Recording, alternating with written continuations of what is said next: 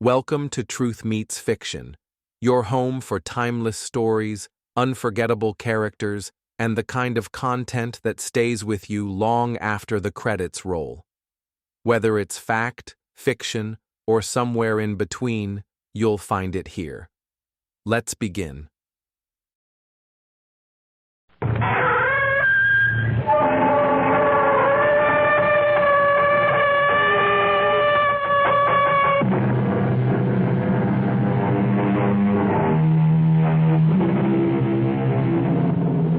Come in. Welcome. I am E.G. Marshall. Welcome to the world of terrifying imagination. Our story deals with fate. Some call it luck. Whatever it is, it works in the strangest ways to reward us or defeat us. Fate walked into Charles Powell's life in the person of Clint Livitz. Now, look, Clint, or whatever your name is, I don't like you, and I don't like your insinuations. Now, if you don't get out of my office and leave these premises immediately, I'll have you put out.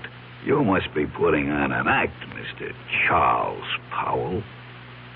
Maybe this will jolt your memory.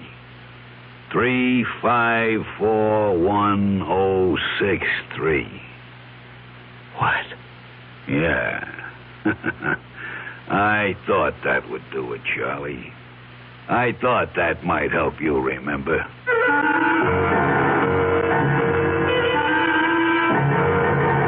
Our mystery drama, No Hiding Place, was written especially for the Mystery Theater by Sidney Sloan and stars Larry Haynes. It is sponsored in part by the Kellogg Company, makers of Kellogg's Special K cereal. I'll be back shortly with Act One. And now another tale of the ball and chain. At Kellogg's Special K Presents Overweight on an overnight train. Is the seat taken? Please, sit down. You have exceptional legs. But why is one of them attached to a ball and chain? This ball and chain? It's a symbol. Funny, I would have sworn it was a ball and chain. I mean symbolic. Because carrying around a few extra pounds can be just like lugging around this ball and chain. I see. May I suggest something? Uh-huh. Try a bowl of Special K skim milk, orange juice, and coffee. It's the Special K breakfast. Will it make me lose weight? No. Oh. You must also exercise and eat smart at every meal. I see. Do you know the Special K breakfast is less than 240 calories, 99% fat-free, and delicious? No, but if you hum a few bars... And that's another tale of the ball and chain. Your happy ending could begin with the Kellogg's Special K breakfast. That's Kellogg's Special K. Good night. Well, it's all right to tell one lie, isn't it? You can't. Then how about lying just a little bit? Not a little bit. You mean you can never lie? Never. Well, why not? Because when you tell a lie, Yeah. it gets dark inside your heart. You mean that just one lie will make your heart dark? Makes you sad, too. Oh. Then what should you do if you tell a lie? Well, you just say I'm sorry. And then what? Then the light goes inside your heart. Oh, the light goes on? Yeah. Oh, a light doesn't really go on in your heart, does it? Yes, it does. Well, how do you know? Because the light in your heart will shine in your eyes. Oh. And then you'll be happy. I wonder why people tell lies.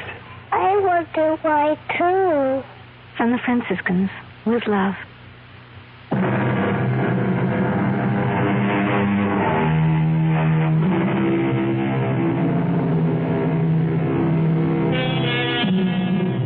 Everything looked right to Charles Powell that crisp September morning when he walked into his executive office at the J.P. McCready Company. And why shouldn't it? Charlie Powell was a big shot there. At 37, executive vice president of one of the largest manufacturers of heavy construction equipment in the country. And he had done it all in less than 12 years. It was a real-life Horatio Alger story, even to his being engaged to J.P. McCready's daughter, Allison. How could anything go wrong? But it did, the moment he walked into his private office. Yes, Elsie. There's someone to see you. Appointment? No, sir, but he says that you'll see him. Mr. Powell, Mm-hmm. maybe I'd better come in and explain. Yes, all right, come in.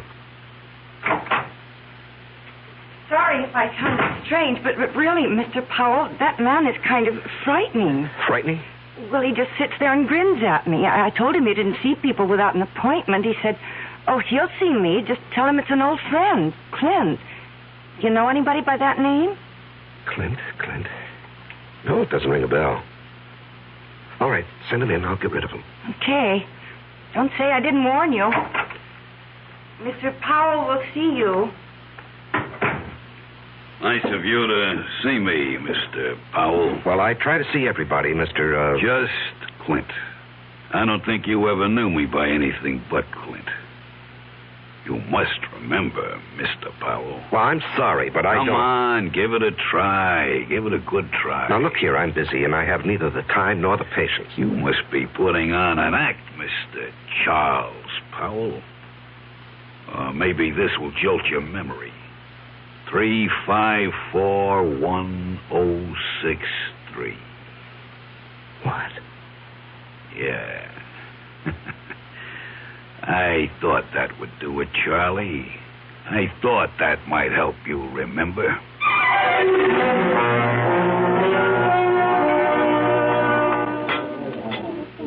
Charles? Oh, I'm sorry, Mr. McCready. I guess I was daydreaming. Something bothering you, young man? Oh, no. I hope not. Here I take you to the best French restaurant in town. You pick at your food, gaze into space, send your dinner away hardly touched. Oh, did I send all that good food back without eating it? You did? I particularly wanted to see you alone, Charles, because I have a little news for you. News? What kind of news, Mr. McCready? And that's another thing. You're so damned formal with me, Mr. McCready. Do you realize that in exactly 5 weeks you're going to be one of the family? Yes, of course I realize. How could I overlook it when Allison keeps reminding me regularly? Very well, then. Do you think it proper to call your father-in-law to be Mr. McCready? If you don't start calling me John... Okay. John, it'll be. I'm going to leak a little information to you. Yes? As you know, I've been thinking of stepping down from the presidency of the company. Yes, well, it has been rumored, but I wish you'd reconsider. Now, sincerely, the place wouldn't be the same without you. Oh, I'll still be there, Charlie. I'm not giving up my stock. The name of the company will still be J.P. McCready Company. The only difference will be that you will be sitting at my desk. Sitting at your desk? Well, I thought Hedges was slated to take over when you stepped down. No. Well, Tom was seriously considered, but he's a bit too old for the job.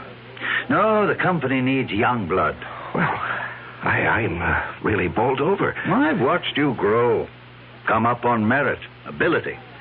You're going to go far, my boy. Of course, the board will have to vote on your appointment, but... that, as the saying goes, is in the bag. Well, there's something you've omitted, John. You haven't asked me if I wanted the job. Is it necessary to ask? I remember another lunch with you several years ago. We got talking about ambitions, and you said that you would never be satisfied with second best. It had to be the top job, or you'd move on. Yes. But that was before this morning. What? Nothing. Just mumbling. I'd like to know how you feel about it, Charles. Well, even to be considered for the position is an honor, Mr. John. And your answer? Let me think it over. I must think it over.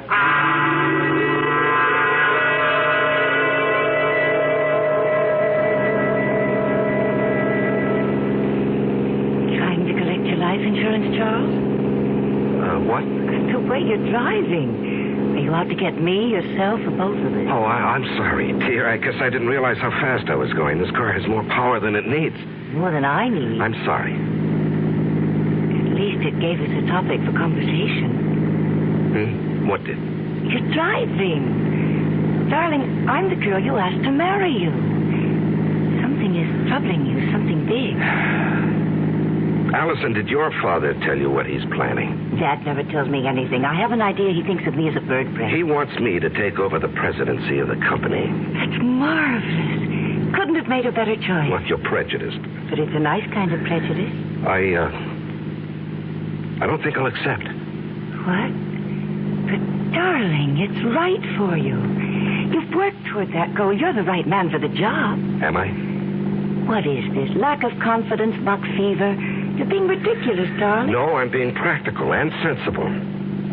My being president of the McCready Company would bring nothing but trouble. What are you saying? I'm even considering resigning my present job. Why? Allison. Tell me. Whatever it is, I'll never stop loving you. I'll tell you. When I get up enough courage. Please, darling, be patient with me. Just be patient. I love you, too.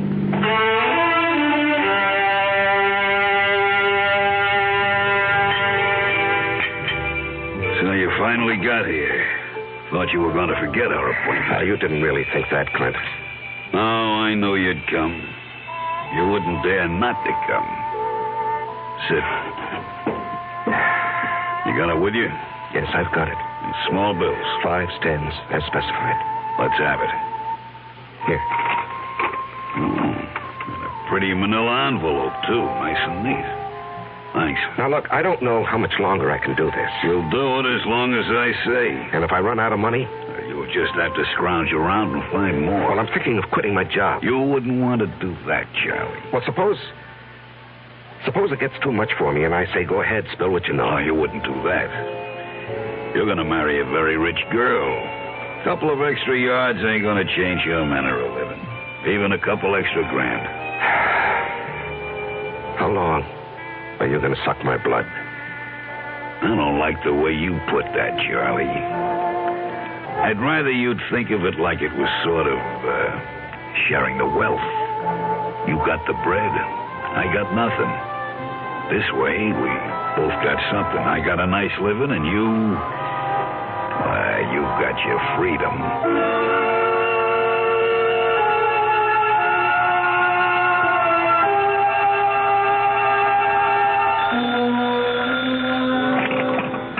Hello? Charles? Oh, yes, Mr. yes, John. Sorry to bother you at this hour. You wanted to sleep, were you? At 10:15, no. The reason I'm calling... Yes. Is something bothering you, my boy?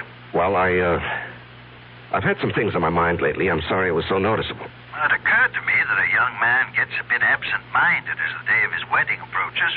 Perhaps a bit frightened. No, it isn't that, J.P. Oh, excuse me, John. Someone's at my door. Hold on. Just a moment. Forgive me for coming here. I've got your father on the phone. Come in, darling. Hello, John. It was just the porter with a package. What were you saying? Oh, nothing really. I'm just concerned. Whatever's troubling you can be taken care of. I'm backing you all the way. Well, I appreciate your feelings, J.P., but there really is no cause for concern. I'll snap out of this in a day or so. Good. It's reassuring to hear you say that. Now, forgive me for disturbing you. No, I wasn't disturbed. Thanks for calling. Good night. Good night, J.P. Even Dad notices that something is wrong. Yeah? I haven't seen you in 3 days. You trying to tell me something? All I want to tell you is that I love you very much. From a distance. I called you at your office twice this afternoon. Allison, I can't keep this from you. I thought I could, but every day, every hour, it grows bigger. Until now, it feels as though it's going to engulf me. And you, our life, everything that has meaning for me. Darling. No, hear me out. And then if you want to go out that door quietly, I won't say anything more, and you can forget that you've ever known me. Loved you? Are you trying to say you don't want to marry me? That you stop loving me? Darling, it's because I love you that I'm going to tell you. I considered keeping the whole matter from you, writing out the trouble and probably overcoming it. Darling, how little you know me. No matter what the trouble is, I want to be with you. If you want me. Allison, I'm a fraud. What? I'm not Charles Powell. It's a name I assumed to hide my real identity. Want me to go on? Yes, darling. Go on. At the age of 22, I was charged and convicted of murder and sent to San Quentin for life. I was innocent. Evidence, circumstantial evidence. Court-appointed attorney who didn't know what to do or didn't care. A weak effort to appeal, which was refused, and there I was, at 22, in prison for life. Chance of a parole only after serving 20 years. I'd be old, all my young life confined in prison. So, when I had a chance to get out... You escaped. And ran for 2 years. Do you know what it means to be hunted? You can't get a job, you have no place to live, you can't ever sleep for fear someone will see you and turn you in. Oh, darling. I was ready to give myself up when I suddenly discovered that it wasn't necessary to run any longer.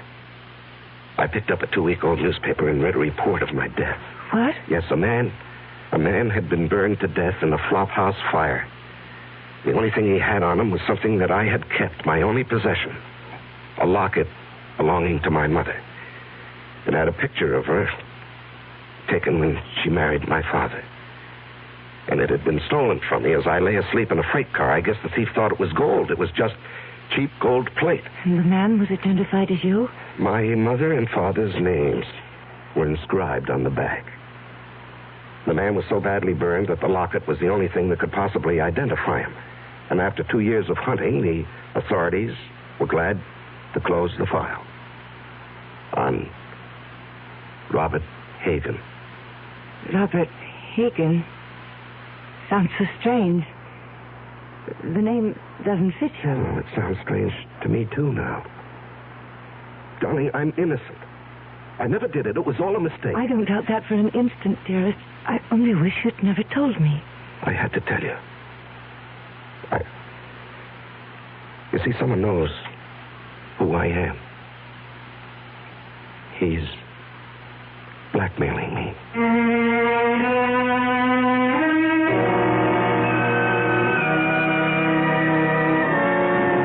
When you're being blackmailed, you don't have many alternatives. Charles Powell's whole life, his future, the happiness of the woman he loves, all hang by a very thin, flimsy thread. I'll be back shortly with Act 2. I'm Hy Brown, producer of Radio Mystery Theater. And as you may imagine, I'm excited about this new adventure in modern radio, this new statement of radio's marvelous power to stir the imagination. Now, we're wondering about your reaction, about who you are and how you like what we're doing.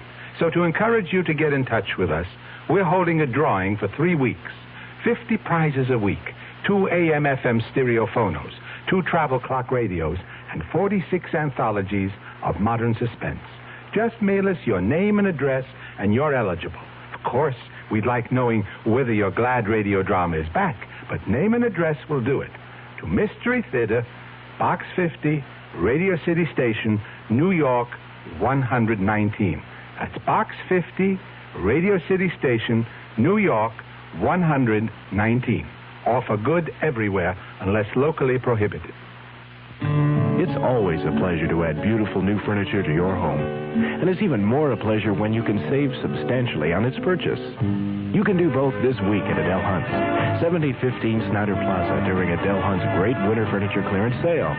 Take advantage of Adele Hunt's staff of professional interior designers at no extra cost, of course, and save on such famous brands as Henriden, Drexel, Thomasville, Lazy Boy, and many others. For instance, there are exciting accent pieces on sale from Baker, Tomlinson, and Irwin Lambert. The hundreds of fine values in bedroom, dining room, living room, and occasional furniture may not be equaled again. Even a large selected group of lamps and pictures are as much as 60% off the regular price. So shop early while selections are good during Adele Hunt's great winter sale. Adele Hunt's, 7015 Snyder Plaza, near the corner of Lovers Lane and Hillcrest in University Park, where Dallas buys with confidence. Open tonight till 9 p.m.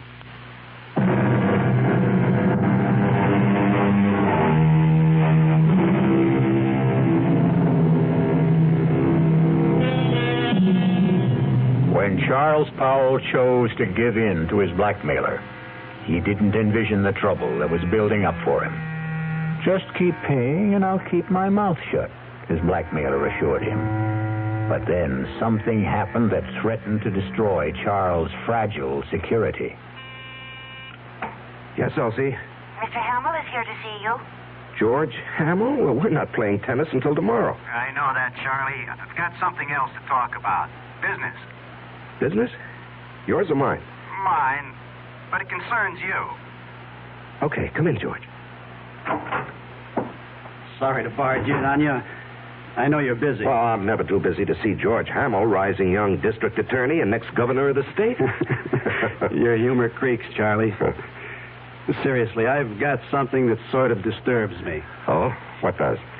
Last night in a bar over on the west side, a man was bashed over the head with a bottle.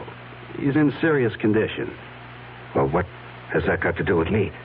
Well, the man who did the bashing, an ex-con by the name of Clinton Livitz. Yes?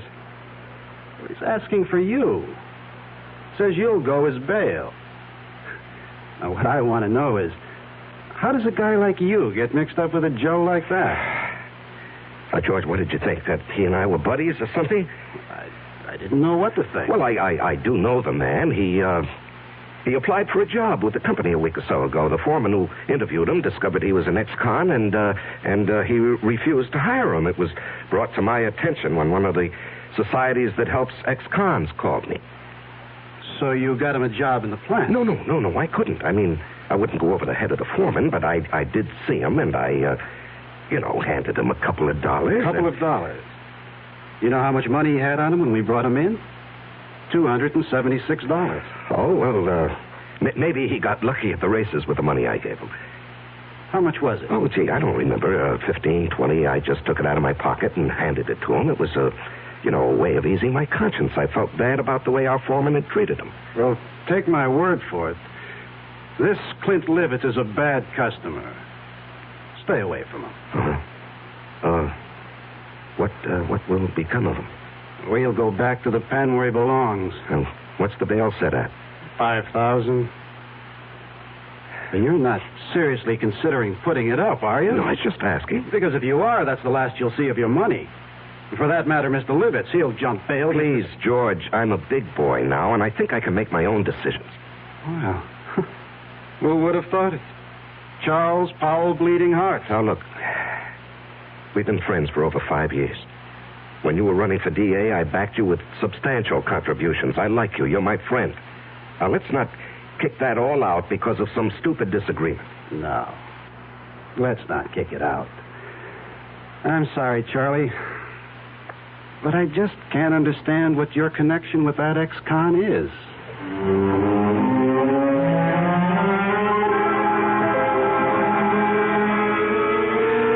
Now, Mr. Powell, I hope you'll understand. I accept Clinton Livitz's case with strong reservations. Yes, I understand, Mr. As Hargrave. an attorney, well, how shall I put it? You don't like your client. Exactly.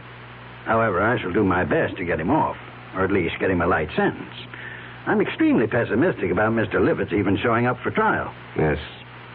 George Hamill also said he expected that Livitz would jump his bail. And you would forfeit $5,000. Yes, I know. And that doesn't disturb you? No, I don't believe he'll run. I see. You want to speak with him? He's been released. He's waiting in the other office. Not particularly. He says he wants to see you. Oh. Well, in that case, yes, I'll see him. Send Mr. Livitz in. I'll leave you alone. If you need me, I'll be in the other office. Now, come in, Mr. Livitz. Mr. Powell will speak to you. Thanks. I'll be back when you call. Just flip the switch on the intercom. Yes, I will. You sure know how to complicate things, Clint. Story of my life. Do you realize you could go up for 1 to 5 years for what you've done? No, it couldn't happen. What do you mean it couldn't happen? Because you wouldn't let it happen, Charlie. Look, even with the best lawyer defending you, he can't guarantee he'll win the case. You won't let me go to prison, Charlie. I'm doing my best for you, but... No buts. I'm not going back to the pen. Okay, you're not going back.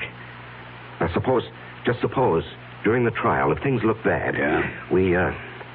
We get you out of town and let you run for it. Forfeit your bail. Oh, you'd like that, wouldn't you?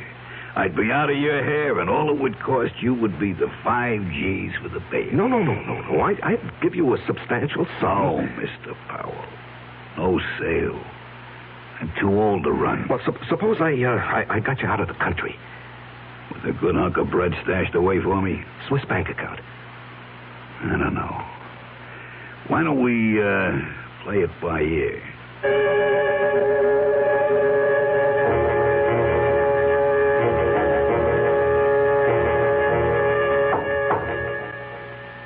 Come in. You wanted to see me, J.P.? Yes. Can you spare a minute? Yeah, sure. I've heard it on the grapevine that you were... how shall I put it? That you were aiding some ex-convict in trouble with the police. That true? Yes, it's true, John, and I think I know what kind of grapes grow on that grapevine. All right. Now, George Hammer. Oh, that damn busybody. Why can't he stick to his job and... Now, George is a friend. He tells me that the man you're protecting is a rather reprehensible character. Will you let me explain? It's just a matter of policy, my helping this man. Policy? Well, yes, you did ask me a few days ago to consider taking over the job of running this company. You're going to accept? Well, I was going to tell you today. Wonderful. Wonderful news. Allison will be delighted. I know she's been worried about your seeming reluctance. Oh, no, not reluctant any longer. In fact, I've got all sorts of ideas about what I want to do. This business of giving a hand to ex-convicts is just one of them. Do you realize what this would mean in publicity for the company? To take an interest in the rehabilitation of men who would otherwise be lost, a burden to the taxpayer? I'm going to hire a PR man. We're going to be the big corporation with a heart, J.P.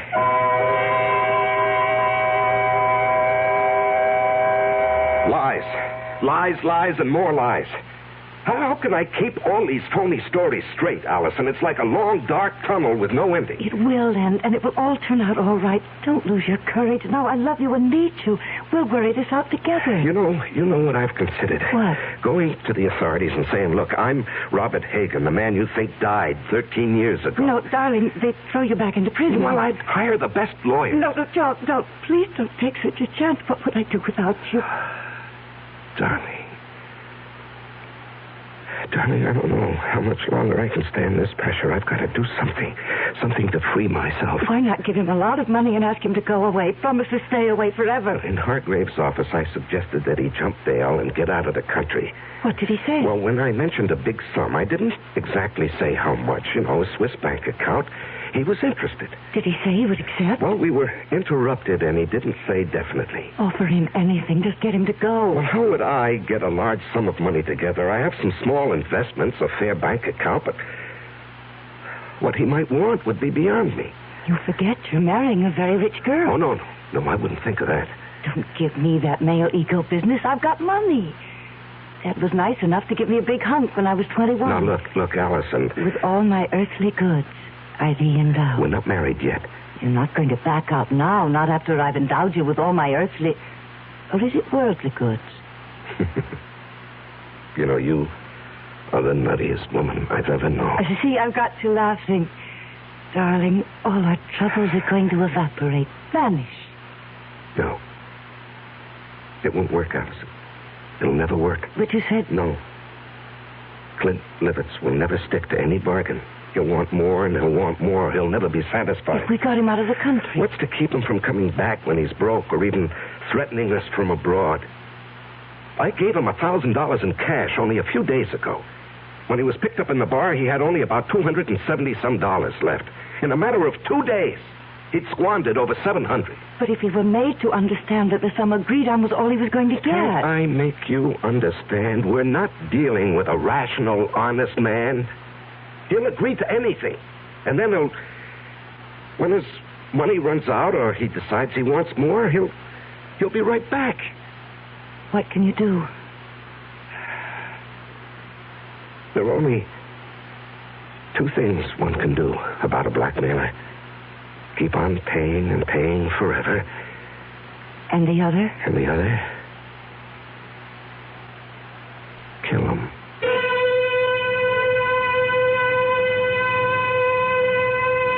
Just 2 ways to deal with a blackmailer.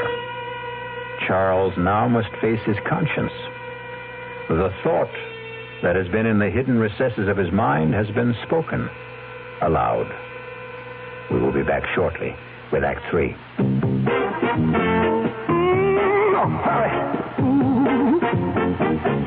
When you say bud, you said a lot of things nobody else can say, yeah.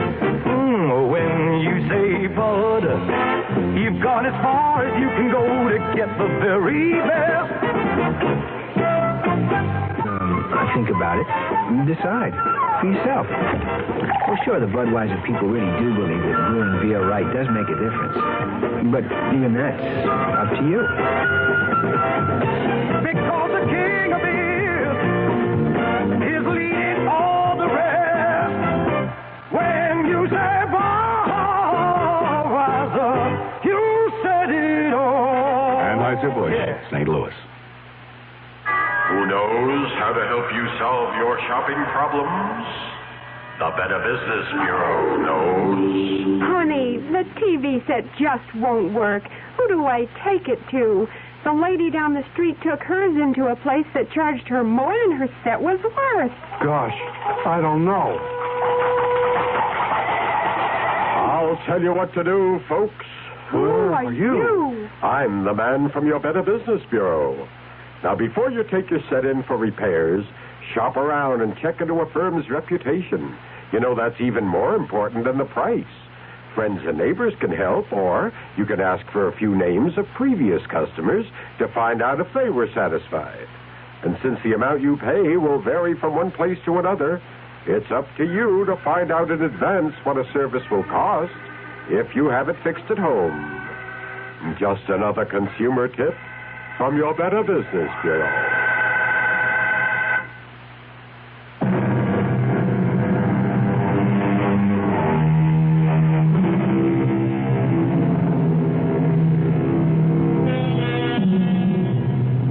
Charles Powell's life has reached a climax.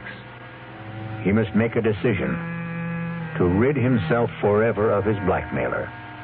And perhaps that very decision will destroy his life and the life of the woman he loves.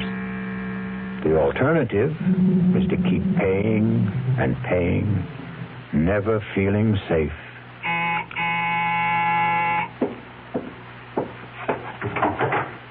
Oh, Allison, I was, You were expecting him, weren't you? Yes. I gathered as much when I called you at the office this afternoon. Aren't you going to ask me in? Yeah, come in.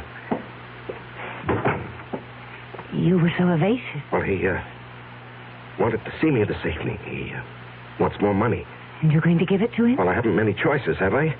You mentioned one. No, Allison, I'm sorry I let that slip out. I didn't mean it. I couldn't go through with that if I wanted to. I could. What? Honey, you don't know what you're saying. I know very well what I'm saying. How long do you think you can keep this business hidden? Well, I don't know. Maybe forever. Look, he's not a young man. All those years in prison, the kind of life he's led. How many years do you think he has left? He could die tomorrow. He could do something tomorrow that would expose the whole game, and then where would we be? No, Charles, I love you. I want us to marry and live a good, peaceful life. How can we with all that hanging over us? Oh, Allison, darling, you don't really know what you're suggesting. Look, maybe if we could get him to leave the country. You said there were only two ways to deal with a blackmailer. To keep paying? No, to murder him is unthinkable. George Hamill asked me to stop by at his office this afternoon. Why? He's not stupid. The story you gave my father about helping ex-convicts as a public relations stunt didn't wash with him. He wanted to know what I know. Well, he was just fishing. The best way would be to make it look like an accident. Allison, Hear me out. A car accident. How? If I cracked up with Clint in the car, I might be the one who gets it. And what guarantee do we have that he would die? No, you can't be in the same car. If he were in another car and you were following him, and if you raced ahead of him and cut him off and forced him to crash off the road. Oh, if. It's too iffy. It's so impossible. It's so dreamlike. It was a dream. Last night I dreamt you were in a car with me. We saw Clint up ahead of us. I said, there's Clint ahead of us. Cut him off and make him crash. Faster, faster. We've nearly caught him. Now run alongside him. Push him over. Cut in front of him. Then I woke up. I was calling out. I was afraid someone had hurt me. Oh, my darling. It was all so real. That's Clint now. Honey, you go out the back door. I'll phone you later. I'm going to stay and meet him. No. I'm staying. I've got something to say to him. He won't like your being here. Well, it sure took long enough. What's the idea, Powell? This is my fiancée, Allison McCready. What's she doing here? Will you come in and stop being childish? I ain't saying a thing. You got nothing on me. And remember, Mr. Powell, you got a lot more to lose than I have. You're not going to lose anything, Mr. Livitz. You're going to gain by my being here. Yeah? Mr. Powell has told me his story, and I agree that it must not get out. Go on. I've a lot more money than... Let me put it this way. Charles and I are going to be married. We want you to leave the country. I bet you do. Look, Clint, you'll do better by accepting our proposition. We intend to hand you $50,000. And an airplane ticket. One way. And never come back. And never come back. Well, I always wanted to travel, but... What? 50 G's. Just chicken feed. Well, that's all there is. Not enough. I'm thinking around $250,000. Out of the question. I'm not going to bargain with you. I can raise $100,000. No, Allison. It's worth it, Charles, if we can depend on Clint to wipe the whole matter out of his memory and just go away. Oh, you can depend on me. I'll keep my bargain. Then it's a deal? A deal. Good. It'll take about 10 days to raise the money. I ain't in a hurry. You are. And, speaking of money, that was the reason I came tonight, Charlie. Yeah, here. That's $500. What? I said a G like the last. That's all I could raise in a hurry. When that runs out, I'll have more. You went through that first 1,000 awfully fast. Well, I got rolled in that bar where I had the trouble. Oh, that reminds me. Your trial comes up in less than 3 weeks. Yeah. Lawyer called me at my hotel. To see if I was still around, I guess.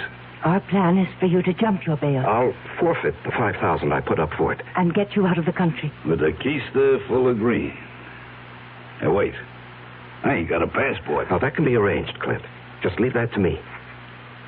Okay, friends. You got yourself a deal.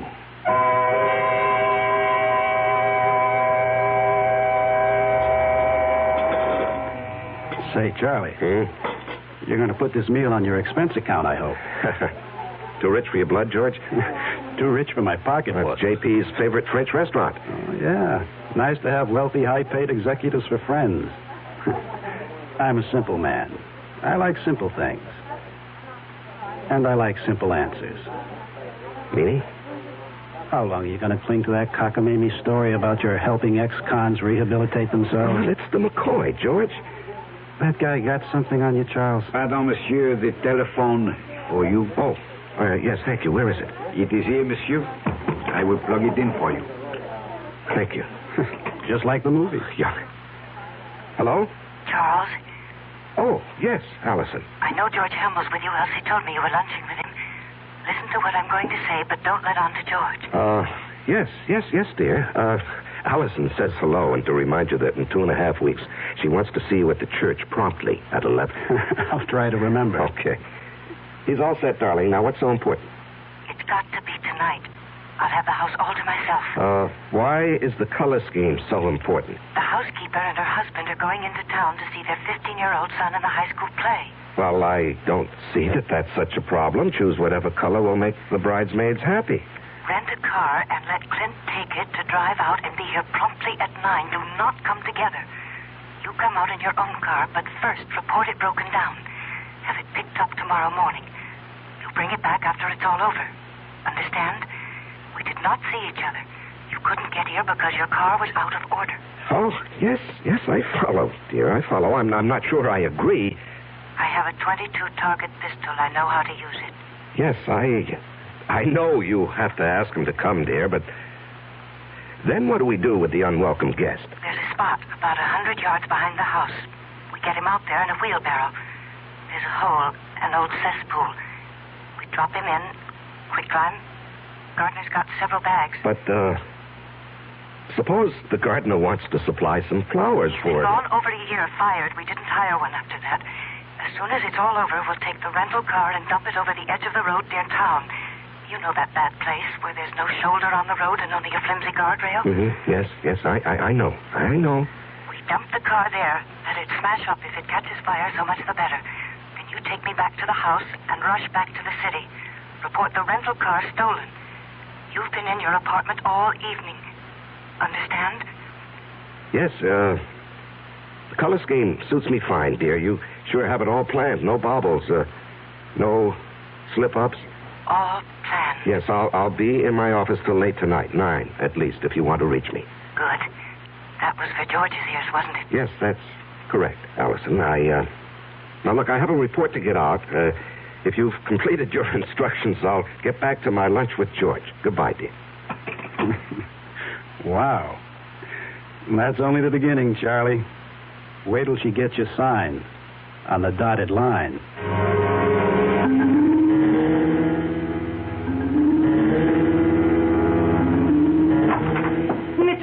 Mr. Powell, something terrible's happened. What is it, Elsie? There's been a terrible accident on the late shift. Man's caught in a machine. The big press, they said. Oh, good Lord. Has the hospital been called? I don't know. Well, call them on your phone. I've got to use this one. Yes, sir. I'll call. And then call down to the plant. Tell them I'm coming down. If it's what I think it is, the machine will have to be partially dismantled. Yes, sir. Hello? Allison, listen, there's a change of plans. Charles, where are you? I'm still at the office. Something's... It's 8:30. He'll be here at 9. Yes, I know. He has the rental car. I got it for him. When will you be here? Well, there's been a bad accident on the night shift. A man's caught in the big metal press. I've got to help get him out. But us? What about us? Well, when he comes, stall him. Just tell him what happened, why I'm delayed. I haven't got the money, Charles. Tell him I'm bringing the money, the airplane ticket, and the passport. Just stall him. I'll do my best, but hurry. He scares me.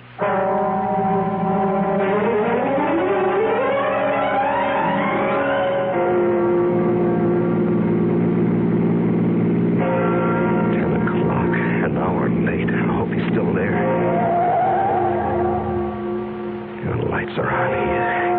Come too late. He's still here. He's still here. Allison, open up. Clint, don't leave. Clint, wait. Will you wait? I'm here. Clint. I gotta stop him. I gotta catch him.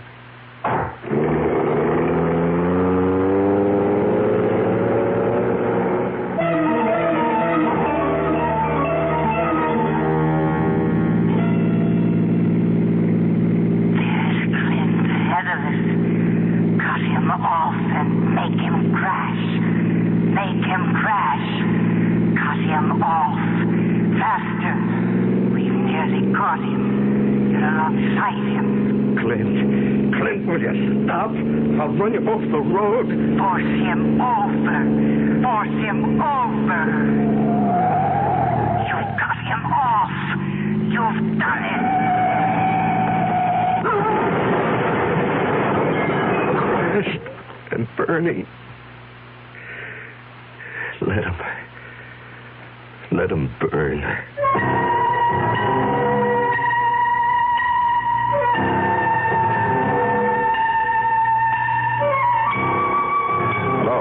Is this, Arrow Car Rental Service? Well, I rented a car from you people this morning. No, there's nothing wrong with the car. I just want to report it stolen.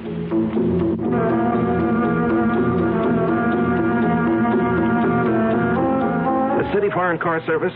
Look, I asked for my car to be picked up in my driveway. It's still here, and I called, or rather, my secretary called at 10 this morning. My name is Charles Powell.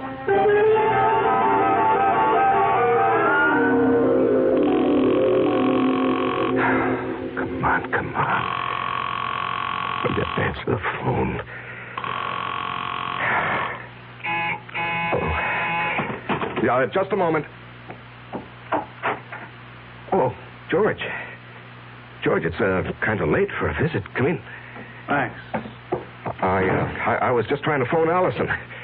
Well, what a night this has been. There was an accident at the plant. Peterson. I hope they don't have to amputate. I heard. Yes, and then when I got outside, I had a date with Allison. The car that I had rented this morning was missing. It was stolen. What happened to that great, big, powerful foreign job of yours? Oh, it wouldn't start this morning. Had Elsie call the service people, but they haven't picked it up yet. I just called them. They have a night answering service. You've had a busy evening. Yeah, very. Well, I think I can clear up one of your puzzles, Charlie. Your rental car was found with a thief in it. You, caught him? Dead. Burned to a cinder. Oh. He must have been going at a terrific speed. Tire marks on the road as he went off. Cracked up and burned. Yeah. Some kid? No. This may surprise you. It's your protege, Clint Livitz. We found enough of him to identify him. And a slightly burnt but still usable bankroll of sizable proportions. Well, that closes his case, doesn't it? And opens up several others. Incidentally, where were you all evening? Home. After I got back from the plant. You didn't go out? Well, I told you my rental car got stolen. I came home by cab to change my clothes. The big car is out of commission. I won't play games with you, Charlie. I checked it in the driveway just before I came up. The engine is still quite warm. You want to explain that? No, I don't want to explain. Charlie, I'm arresting you for murder. I must warn you that what... George, what are you talking about? Are you accusing me of Clint Livitz's death? No, that was obviously an accident. I'm holding you for the murder of Allison McCready, the girl you were going to marry.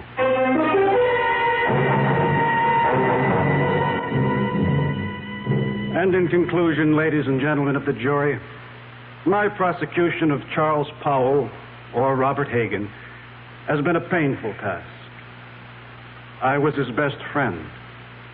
It was difficult to believe that he would kill the woman he loved, but the evidence is conclusive. Charles killed his lovely fiancée because she discovered his real identity. An escaped convict. A killer sentenced to life for another murder. The testimony of the housekeeper, Mrs. Francis, cannot be doubted. She did not leave the house as he thought. She saw him run from the house, jump into his car, and race away. And then she discovered the body of Allison McCready shot through the head.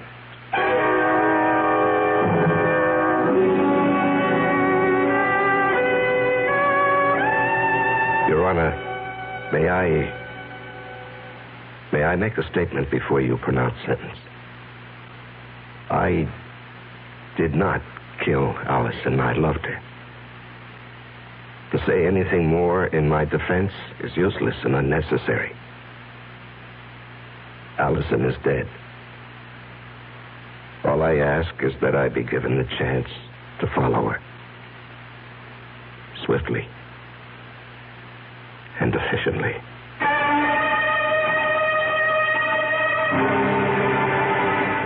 And so a man is twice accused of murder and twice sentenced for the crime. A weary man who asks only to be allowed to follow the woman he loved. I'll be back shortly. Take the time to listen. Take the time to care. If I know you understand me, then my mind is yours to share. Listen with your heart. Listen with your mind. When you really listen, love is what you find. How do you do, sir? My grandmother just died. I'm so happy for you. Meet Mrs. McNulty. How do you do? Did you know you have spinach on your teeth? Oh, that's wonderful. This is Mr. Jackson. Nice to meet you. I have bubonic plague. Oh, yes, Mr. Plague. Meet Miss... Reception lines aren't the only places people don't listen. When you listen, love is what you find. A thought from the Church of Jesus Christ of Latter-day Saints, the Mormons.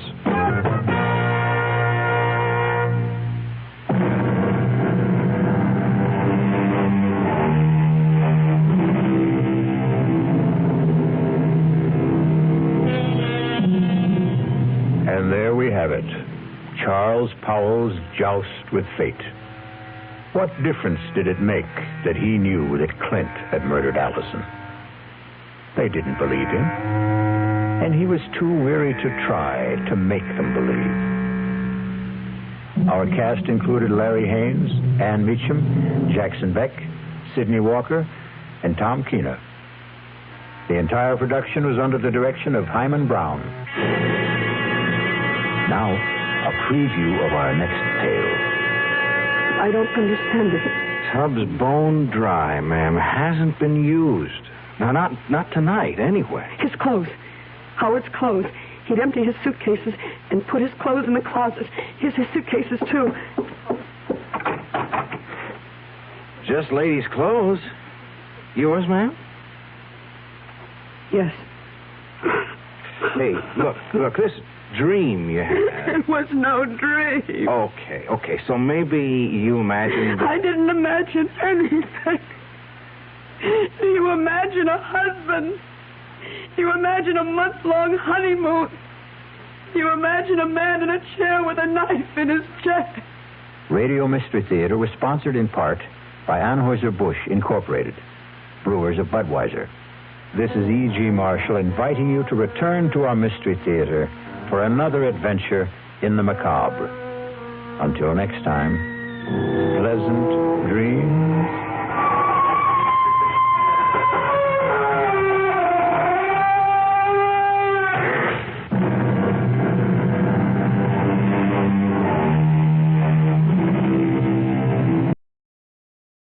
Every story leaves a trace, some in history, others in the shadows. If this one made you think, question, or shiver just a little, you're in the right place. This is Truth Meets Fiction. Until next time, stay curious, stay sharp, and don't believe everything you're told.